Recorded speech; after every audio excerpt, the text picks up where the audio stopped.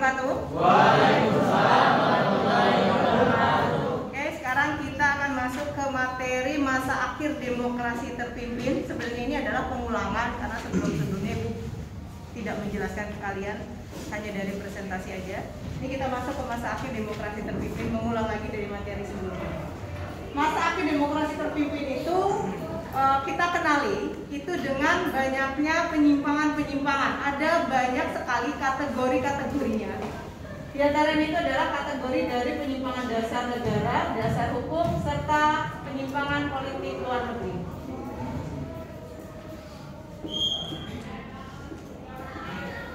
Nah, kalau misalnya kita berbicara mengenai penyimpangan dasar negara kita itu apa?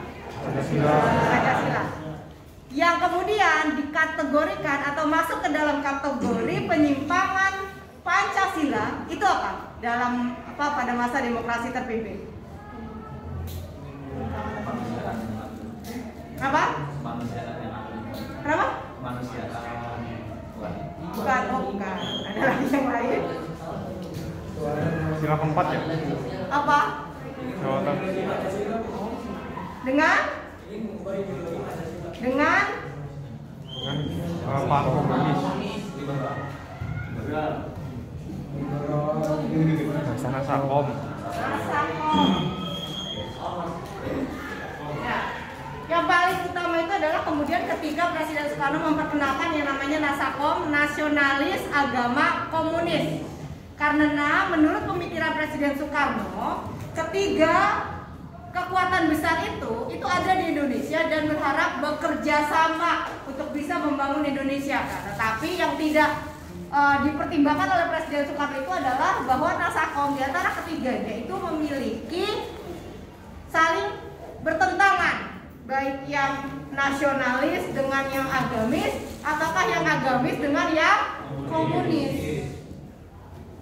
Kemudian dasar hukum. Kalau dasar hukum Indonesia itu apa? Undang-Undang Dasar 1945 yang dilakukan oleh Presiden Soekarno, yang menyimpang dari Undang-Undang Dasar 1945 itu apa aja? Presiden seumur hidup. Presiden seumur hidup.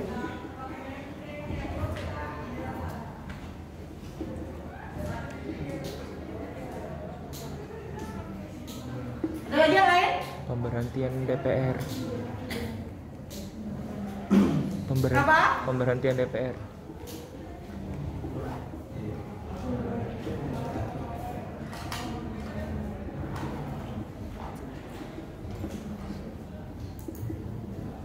Ya, membubarkan DPR hasil pemilu 1955 dan kemudian digantikan dengan DPR GR atau DPR gotong royong, yang anggotanya itu adalah secara keseluruhan dipilih oleh Presiden Soekarno.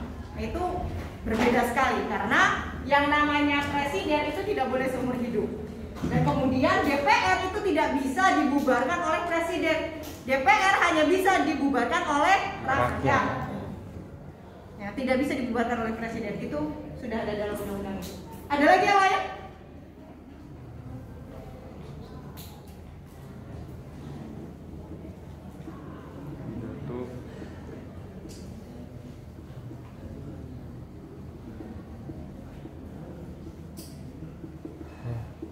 Ya, pada sidang MPRS itu Presiden Soekarno mengeluarkan pidato yaitu penemuan kembali revolusi kita, yang kemudian akhirnya ditetapkan sebagai garis besar haluan negara. Itu tidak sesuai. Sekarang kita ke politik luar negeri. Harusnya politik luar negeri Indonesia itu apa? Bebas aktif. Bebas aktif. Dan kemudian diganti menjadi